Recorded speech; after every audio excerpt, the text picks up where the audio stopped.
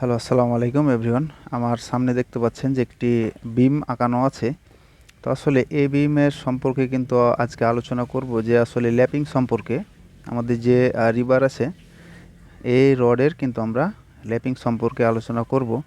তো অবশ্যই এটা কিন্তু খুবই কিন্তু একটি ইম্পর্টেন্ট ভিডিও। তো দেখতে পাচ্ছেন আমি দেখাইতেছি এই ল্যাপিংগুলি কোথায় কোথায় আছে। তো এটা কিন্তু হচ্ছে টপ। এটা কিন্তু আমি আপনাদেরকে টপটা দেখাই। এটা কিন্তু দেখছেন, এটা কিন্তু হচ্ছে বটম, এটা কিন্তু হচ্ছে নিচে। তো নিচে ল্যাপিং কোথায় হবে এবং ওপরের ল্যাপিংগুলি কোথায় হবে। তো আমরা কিন্তু সচরাচর কিন্তু অনেক জায়গায় দেখে থাকি যে ইচ্ছা মতো কিন্তু ল্যাপিংগুলি কিন্তু ব্যবহার করা হয়, যে যেখানে পারে সে সেখানেই দিয়ে দেয়। তো আসলে এর যে লোড সম্পর্কে আসলে তাদের কিন্তু কোনো ধারণা নেই এবং জানা নেই। তার জন্যই কিন্তু আমি সচেতনমূলক কিন্তু ভিডিওটি আসলে আমি তৈরি করলাম। তো এই যে টপটা দেখছেন, এই বিমটা কিন্তু আমার আরেকটি বিম আছে নিচে। তো আমি আপনাদেরকে নিচেও কিন্তু বিস্তারিতটা দেখাচ্ছি, আপনারা দেখতে থাকুন।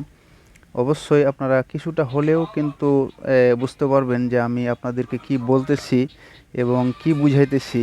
তো ওপরের ল্যাপিং সবসময় কিন্তু হচ্ছে বিমের সেন্টারে হবে, আর নিচের ল্যাপিংগুলি সবসময় কিন্তু আমাদের যদি চার ভাগে ভাগ হয়, তো সেই চার ভাগে হোক, তিন ভাগে হোক, সে আমাদের ল্যাপিংগুলি কিন্তু সবসময় যে বটমের ল্যাপিং সবসময় কিন্তু যদি চার ভাগ হয় তো সবসময় কিন্তু কলমের সাইডে গোড়ার দিকে হবে, কিন্তু সেন্টারে হবে না। তো এই যে এই বিমটা দেখেন, আমি এই বিমটা আপনাদেরকে দেখাইতেছি এই বিমটা কিভাবে ল্যাপিং আছে। তো এটা কিন্তু হচ্ছে টপ।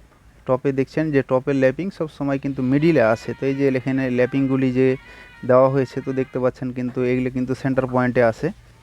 তো এগুলো কিন্তু মিডিলে হবে ল্যাপিংগুলি অবশ্যই। তো আপনার চার ভাগে যদি ভাগ করেন তো ওই ভাগের মধ্যেই কিন্তু থাকতে হবে মিডিলে। আর এই যেখানে আমি নিচে চলে আসি, তো নিচে দেখেন, নিচে আসছি, আসার পরে এই ল্যাপিংগুলি দেখেন যে আমাদের যদি চার ভাগে ভাগ হয় কিংবা তিন ভাগে ভাগ হয়, তাহলে আমাদের ল্যাপিংগুলি অবশ্যই কিন্তু দেখেন যে আমাদের কিন্তু গোড়ার দিকে কিন্তু ল্যাপিংগুলি আছে।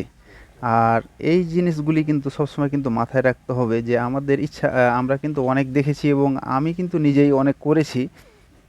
তো আসলে সে সময় সেই কোনো চেক থাকে না, কোনো কিছু থাকে না। তো আসলে আমরা যারা এই কাজগুলি যারা করি, তো তারাকেও একটু নজর রাখতে হবে যে আমাদের ল্যাপিংগুলি সম্পর্কে ভালোভাবে কিন্তু আমাদেরকে জানতে হবে।